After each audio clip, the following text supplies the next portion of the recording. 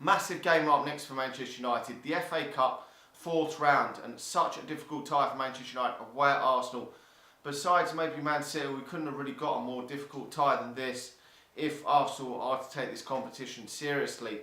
With Liverpool being out, there's only really Chelsea and Tottenham, the other teams besides Man City that are teams that are better than us or are around us in the table.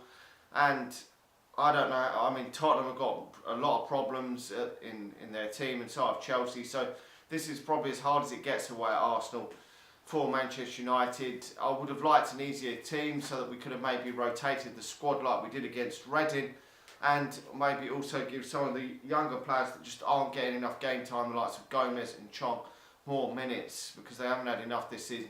And also the likes of McTominay and Pereira are not getting nowhere near enough minutes.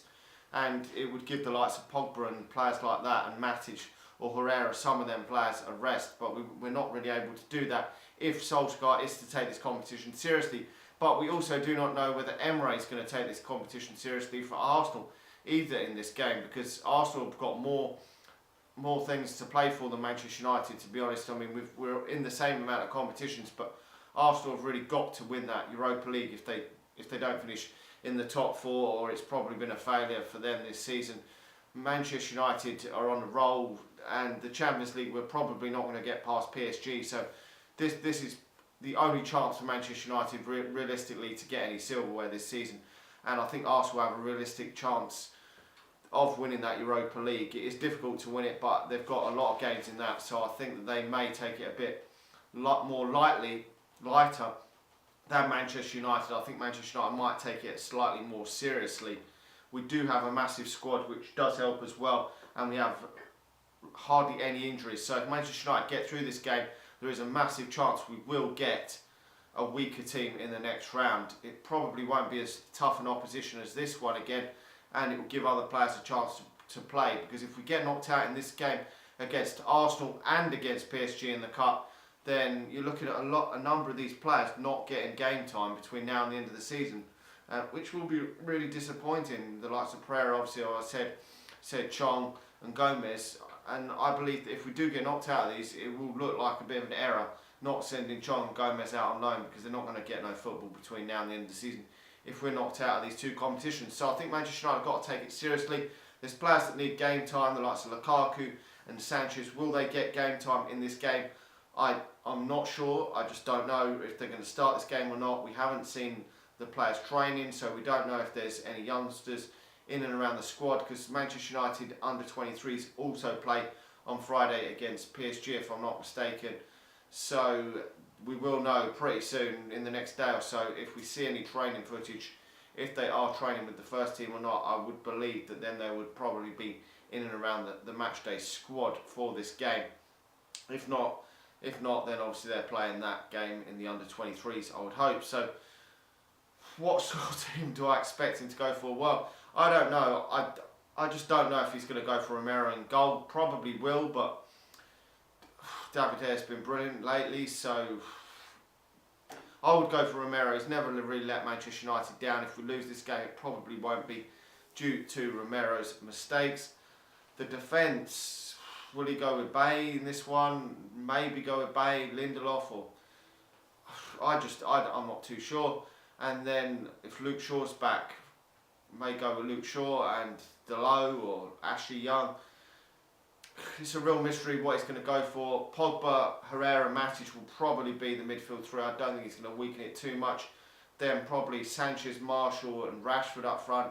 It could be Martial up front with Lukaku and Sanchez, or it could also be Sanchez, Mata and Lukaku. I would expect that the one of the three, at least one or two of them will probably be rested. Lingard, Martial or Rashford, one of them at least will probably be rotated for this game. But it's just until we hear his press conference, it is going to be a bit of a mystery for this game. You can kind of see what he's implementing in the Premier League games. We're seeing a number of the players now starting to nail down positions. Certainly that midfield three is nailed down. And Jose Mourinho didn't seem to really, towards the end of his tenure, didn't really seem to know what team he was going to put out, what formation he was going to play. It just seemed to be all thrown together but we're seeing a team go out there week in, week out in the Premier League, and there is only sort of the odd couple of changes to the starting lineup. Obviously, there's still places in the team that are not nailed down, but the midfield three seem to be nailed down. The forward line seems to be getting more nailed down. It's the defensive areas that have been the main problem of Manchester United. But there could be some rotation in this because, rotating and bringing in the likes of Sanchez and Lukaku, it isn't really weakening the team massively. These two are experienced players that are full of quality, and I'm sure if Manchester United continue to play the way they have done, that Sanchez can step up to the plate, and also Lukaku has scored goals in the Solskjaer reign as well. So I'm still confident if these players go out on the pitch. I mean, Mata's a very talented man himself, so it is great to see these players vying for places and sitting on the substitutes bench and eager to come on and impress when they do get given a chance. Personally, I don't expect the likes of Chong, Gomez to be involved in this FA Cup tie. It is obviously a shame that we've got a bigger opposition which has probably given us no chance of giving these a game, but if Manchester United could step up their place in the Premier League, get into that top 3 or 4 teams and cement their place in there, then and carry on in the cup competitions, then I believe that would be the better opportunity for Manchester United if we could get sort of into a position like a Spurs are, where they're pretty comfortable in the top 4. I know that it's going to be very, very difficult for Manchester United, but if we could do that and keep our position up there and then obviously stay in the FA Cup and the Champions League, then it would give Manchester United opportunity to rotate in the Premier League and give the first team players a chance to win a trophy here. This is the best chance for Manchester United to win a trophy this season. It is a competition that we got to the final in last season, but obviously we've got a tough opposition here in Arsenal, but Arsenal are definitely beatable. We've seen them one week against West Ham where they look pretty average at best, and then we've seen them swat aside Chelsea the week after. So you're not too sure what you're going to get from Arsenal at the moment, but they, a bit like Manchester United, they have got problems at the back. Defensively, they're nowhere near strong enough. They've obviously lost Bellerin. Holding's been out for a while, he isn't going to come back. They've got Mkhitaryan out, they've got Welbeck out.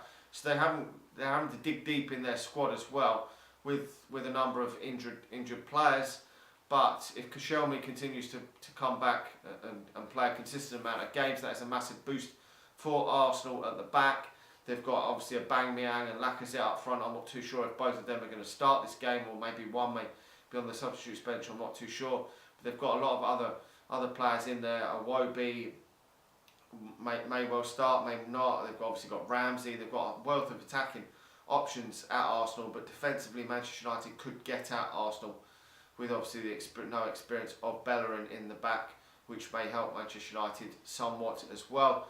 They may also decide to change their goalkeeper at the back and play Cech in there, so Manchester United could maybe test him out because he may be a bit rusty. This will be his last season at Arsenal, so hopefully Manchester United can get at Arsenal and score some goals. Obviously they've been vulnerable at the back for a number of years, even under Arsene Wenger, but they've improved in these big games this season, recently beating Tottenham and obviously Chelsea. Okay, they lost in between that to Liverpool, but Liverpool have had a fantastic season and are playing very, very well. But winning them 2 games is a massive boost, and we did draw 2-2 at Old Trafford not too long ago. But times have changed for Manchester United, and we are playing a lot better football and are looking a lot better. We've still obviously got them defensive issues, but I'm hopeful Manchester United can get a result in this game, and I would be fairly happy with a 1-1 draw, which is what I'm going to go for in this game. If we can take it back to Old Trafford, I'll be fairly happy with that and hopefully win it there. I'm not really expecting to go to the Emirates and get the win.